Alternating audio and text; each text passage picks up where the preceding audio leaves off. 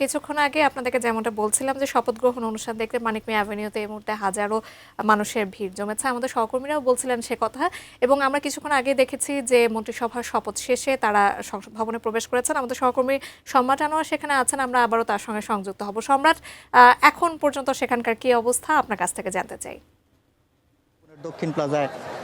এই নতুন যে সরকার গঠন করা হয়েছে সেই সরকারের মন্ত্রী পরিষদে যারা স্থান পেয়েছেন সেই মন্ত্রী পরিষদের যে শপথ গ্রহণ সেটি কিন্তু কিছুক্ষণ আগে হয়েছে এবং সেইখানে আমরা দেখেছি যে দেশের 11তম প্রধানমন্ত্রী হিসেবে বিএনপির চেয়ারম্যান তারেক রহমান এখানে শপথ গ্রহণ করেছেন এবং তার যে নতুন মন্ত্রিসভা সেই মন্ত্রিসভায় আমরা যেটি দেখছি যে পুরনোদের পাশাপাশি কিন্তু নতুনদেরও তিনি জায়গা দিয়েছেন এবং এই কারণেই কিন্তু মানুষজনের যে প্রত্যাশার যে ব্যাপারটা আমরা শুরু থেকে বলছিলাম যে নতুন সরকার যেই গঠন হোক যার নেতৃত্বেই হোক সেই সরকারের প্রতি মানুষজনের যে প্রত্যাশা সেটি কিন্তু বেশি ছিল। কারণ আপনি জানেন যে 2024-এর 5ই আগস্ট পরবর্তী সময়ে যে নতুন যে প্রেক্ষাপটটা তৈরি হয়েছে সেই জায়গায় মানুষজনের যে প্রত্যাশা সেটি কিন্তু অনেকাংশে বেড়েছিল এবং সেই চাহিদাটাই পূরণ করার দায়িত্ব এবার বলা যায় যে এই নতুন সরকারের কাছে বর্তেছে এবং সেই জায়গা থেকে আমরা দেখেছিলাম গতকাল থেকে বিভিন্ন জায়গায়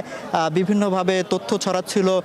যে নানাজনের নাম আসছিল, নাম নিয়ে জানানো হচ্ছিল যে তারা মন্ত্রী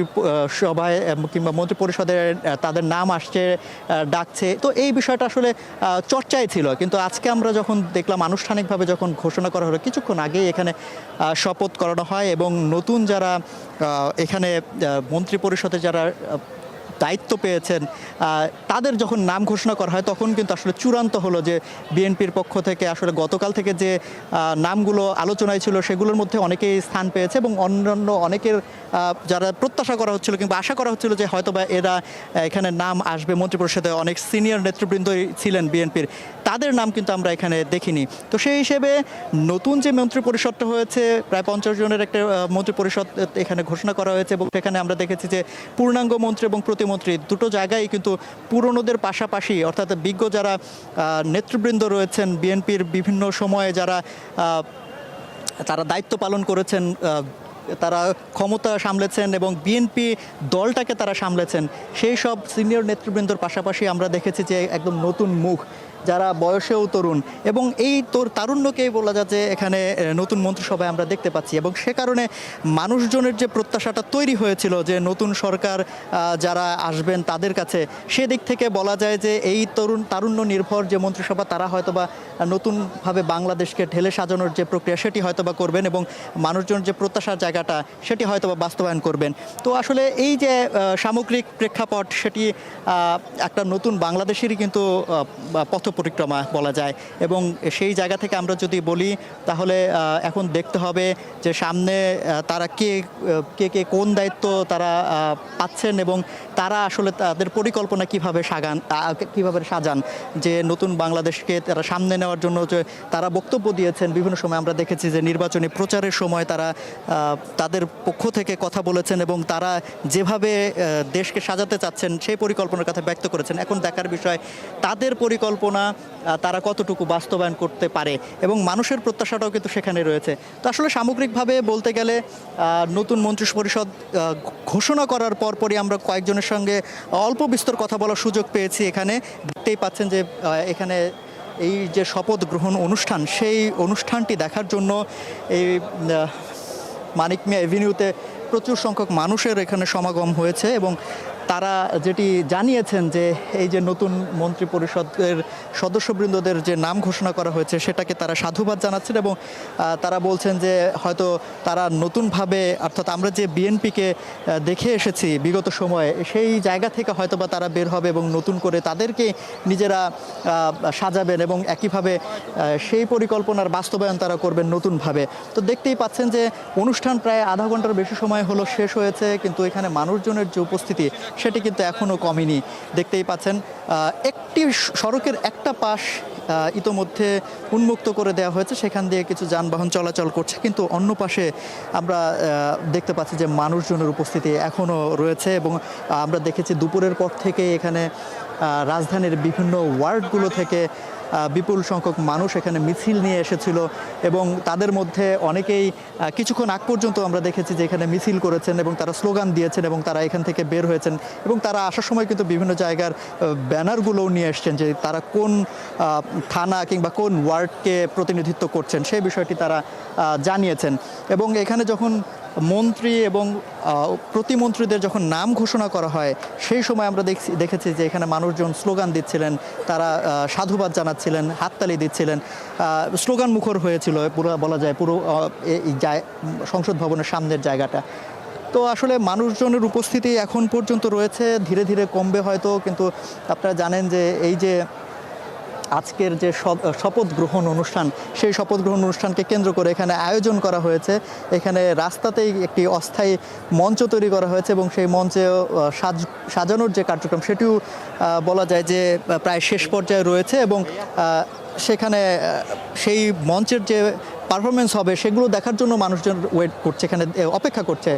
তো আসলে সার্বিকভাবে যদি বলি তাহলে সকাল থেকেই এই যে শপথকে কেন্দ্র করে এই জাতীয় সংসদ ভবন এলাকার যে আবহ সেটা কিন্তু উৎসব মুখর ছিল। আমরা বলতে পারি একদম সরাসরি বলতেই যে উৎসব মুখর ছিল। আমরা সকাল 7টা থেকে এখানে আছি এবং তখন থেকেই দেখেছি যে দলে দলে মানুষ এসেছেন এবং তারা নিজেদের জায়গা নিচ্ছিলেন এবং সকাল থেকেই এই জাতীয় সংসদ ভবনে ঢোকার যে প্রবেশ পথগুলো রয়েছে আলাদা আলাদা করে দেওয়া হয়েছিল এবং সেই সব প্রবেশ পথ দিয়েই মূলত যে সাংসদরা যারা নির্বাচিত হয়েছেন এই 12ই ফেব্রুয়ারির ত্রয়োদশ জাতীয় সংসদ নির্বাচনে তারা ভেতরে প্রবেশ করেছেন এবং কি তারা ভেতর প্রবেশ করার পর আপনারা জানেন যে পূর্ব নির্ধারিত যে কর্মসূচি সেই কর্মসূচি অনুযায়ী সকাল 10টায় তারা আনুষ্ঠানিকভাবে শপথ গ্রহণের জন্য প্রথমেই যান বিএনপির নেতৃত্বাধীন যে বিএনপির যারা নেতাকর্মী বিএনপির যারা মনোনীত প্রার্থীরা ছিলেন এবং নির্বাচিত প্রার্থীরা তারা মূলত এই শপথ গ্রহণ অনুষ্ঠানে যান এবং প্রথম দফায় তারা শপথ নেন এবং তারপরেই মূলত আমরা যেটি জানানো হয়েছিল আগে যে একই সাথে তারা সংসদ সদস্য হিসেবে শপথ নেবেন এবং সংবিধান সংস্কারের যে পরিষদ সেই পরিষদের হয়েও একটা শপথ নেবেন, অর্থাৎ দুইটি ফর্ম তারা পূরণ করবেন। কিন্তু সেখানে আমরা দেখি যে বিএনপির পক্ষ থেকে তাদের যে সাংসদরা নির্বাচিত সাংসদরা রয়েছেন তাদেরকে মূলত শুধুমাত্র সংসদ হিসেবেই শপথ নেওয়ার নির্দেশনা কেন্দ্র থেকে দেওয়া হয়েছিল এবং সেটি তারা করেছে এবং এই ঘোষণাটি দেওয়ার পরপরই মূলত জাতীয় সংসদের আজকে সকালের যে কার্যক্রম তখন একটি কিছুটা বলা যায় যে উত্তেজনা ছড়ায় এবং বাইরে সেটিও তার প্রভাব আমরা দেখেছি যে বাইরে যারা অপেক্ষায় ছিলেন তারাও মূলত তখন থেকেই ভাবছিলেন যে আসলে কি হতে চলেছে, সামনে কি হবে, কারণ তখন পর্যন্ত শুধুমাত্র বিএনপির যে নির্বাচিত সংসদ সদস্যরা তারাই শুধুমাত্র শপথ নিয়েছিলেন। তারপরে যে জামাতের যে সদস্যবৃন্দ এবং এনসিপি নেতৃত্বাধীন আপনারা জানেন যে নতুন দল, সেই নতুন দলের 6 জন সংসদ সদস্য এবার এখানে নির্বাচিত হয়ে এসেছেন এবং এরাই তখন পর্যন্ত শপথ নেয়নি এবং যে কারণে তাদের বক্তব্যটাও আমরা অপেক্ষায় ছিলাম যে আসলে তারা এককভাবে একজন এক এক জায়গা থেকে বক্তব্য দিচ্ছিলেন যে তারা আদৌ শপথ নেবেন কি নেবেন না সেটা নিয়ে একটা ধোঁয়াশার সৃষ্টি হয়েছিল। কিন্তু পরবর্তীতে আমরা যদিও দেখেছি যে তারা সেই জায়গা থেকে সরে এসছেন এবং তারা শপথ ঠিকঠাকভাবে নিয়েছেন, কিন্তু তারা একই সাথে দুটো শপথ নিয়েছেন। একটা হচ্ছে এই সংসদ সদস্য হিসেবে শপথ নেওয়া আর দ্বিতীয়টি এই যে সংবিধান সংস্কার পরিষদ যেটি সেই পরিষদের যে শপথটি সেটিও তারা নিয়েছেন এবং তারা এই যে এই সামগ্রিক ঘটনা সেই বিষয়ে তারা বিভিন্নভাবে গণমাধ্যমের সাথে বক্তব্য রেখেছেন এবং পরবর্তীতে আমরা যেটি দেখি যে বিকাল একদম 4টার সময় নির্ধারিত করা থাকলেও 4টা 4-এ এই আনুষ্ঠানিকতা শুরু হয়। বিকেলের যে কার্যক্রম অর্থাৎ মন্ত্রী পরিষদের যে শপথ কার্যক্রম সেটি এই জাতীয় সংসদ ভবনের দক্ষিণ প্লাজায় যেটি এখন দেখছেন এই জায়গাটিতে অনুষ্ঠিত হয় একদম খোলা আকাশের নিচেই বলা যায়। প্রথমবারে ইতিহাসে এই প্রথমবার দেখা যায় যে এরকম একটি অবস্থার তৈরি হলো এবং সেখানে একদম সামনে এখানে তারা দীর্ঘ সময় মোটামুটি তারা অবস্থান করেছেন এবং প্রথমে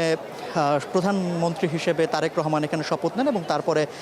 একসাথে 25 জনের নাম ঘোষণা করা হয় যারা মন্ত্রী পরিষদের মন্ত্রীর দায়িত্ব পূর্ণাঙ্গ মন্ত্রীর দায়িত্ব পালন করবেন এবং তারপরে ঘোষণা করা হয় প্রতিমন্ত্রীদের দায়িত্ব এবং তাদেরই এই যে শপথ কার্যক্রম শপথ পাঠ করানো সেটি কিন্তু করিয়েছেন প্রেসিডেন্ট শাহাবুদ্দিন সাহেব, তিনি এখানে শপথ করানোর পর মূলত আনুষ্ঠানিকভাবে এই সবাই যারা এখানে শপথ নিয়েছেন তারা আনুষ্ঠানিকভাবে জাতীয় সঙ্গীত এখানে বাজানো হয়, তার মধ্যে দিয়ে আসলে শপথ কার্যক্রমের এই আনুষ্ঠানিকতা শেষ করা হয় এবং তারপরেই আমরা দেখেছি যে এখান থেকে যারা আমন্ত্রিত অতিথি তারা একে একে বের হতে থাকেন এবং এখন পর্যন্ত আমরা দেখতেই পাচ্ছি পিছনে এখনোই যারা অপেক্ষমান ছিলেন তারা এখনও বের হচ্ছেন, এখানে কিছুক্ষণের মধ্যে হয়তোবা তারাও এখান থেকে বিদায় নেবেন।